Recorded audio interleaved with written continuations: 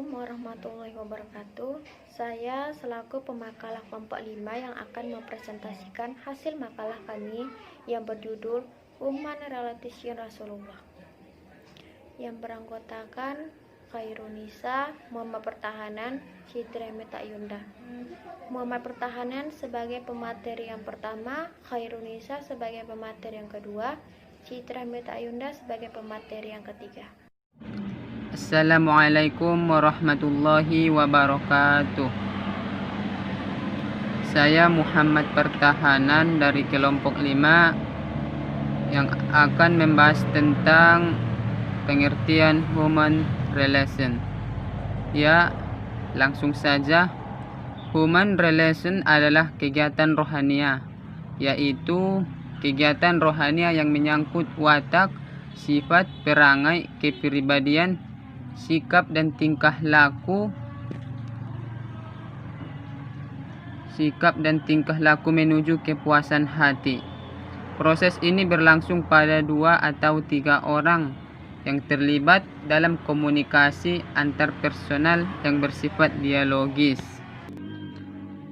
Ditinjau dari kepemimpinannya, yang bertanggung jawab dalam satu kelompok merupakan interaksi orang-orang menuju situasi kerja yang memotivasi untuk bekerja sama secara produktif, sehingga dicapailah kepuasan ekonomi, psikologis, dan sosial.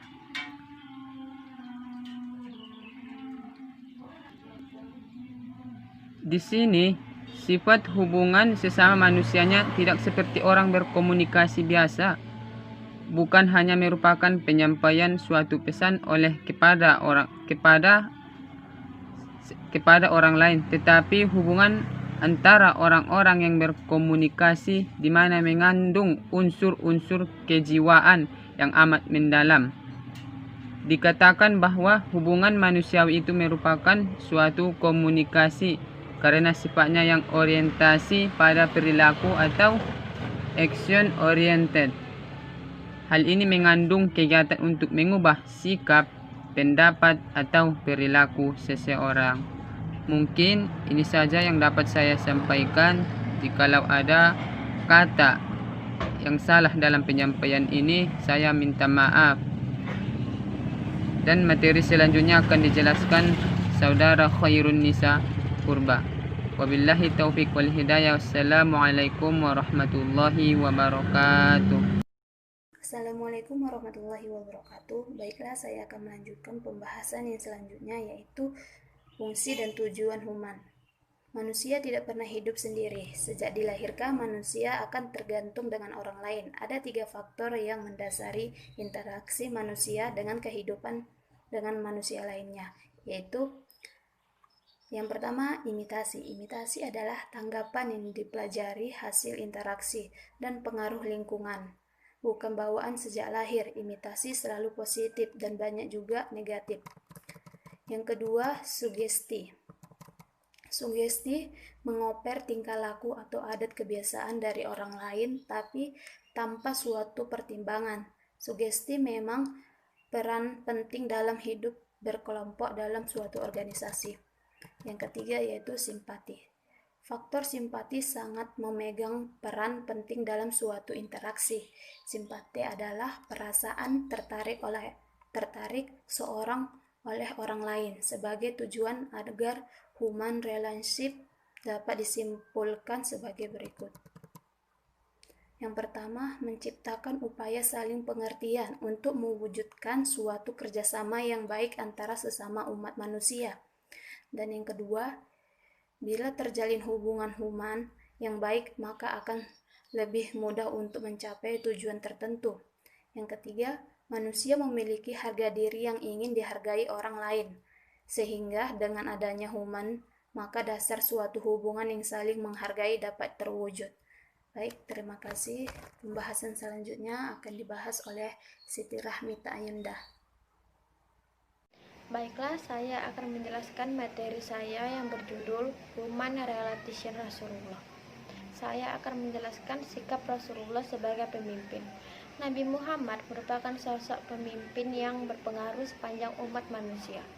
Dalam menjalankan kepemimpinannya, Nabi mengedepankan akhlak yang mulia. Nabi mempunyai pribadi yang menyenangkan, santai, dan terbuka, mudah berkomunikasi dengan siapapun.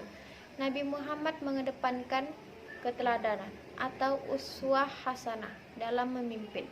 Nabi Muhammad mengedepankan masalah dengan sikap yang bijak dan tegas. Kesuksesan kepemimpinan Rasulullah dalam sikap. Rasulullah mempunyai sifat yang jujur, amanah atau dapat dipercaya, tablik atau menyampaikan kebenaran, fatona yang sebagai cerdas. Komunikasi dakwah Rasulullah. Nabi dalam berkomunikasi telah diakui oleh semua orang, termasuk orang non-muslim. Hal inilah yang saya akan menjelaskan komunikasi dakwah Rasulullah. Nabi dalam berkomunikasi telah diakui oleh semua orang, termasuk orang yang non-muslim. Hal ini mengantarkan Islam ke seluruh dunia dalam waktu yang cukup singkat. Cara komunikasi Rasulullah dengan sahabat. Yang pertama itu pola komunikasi bersifat satu arah, yaitu proses penyampaian pesan dari komunikator kepada komunikan dengan media maupun non-media.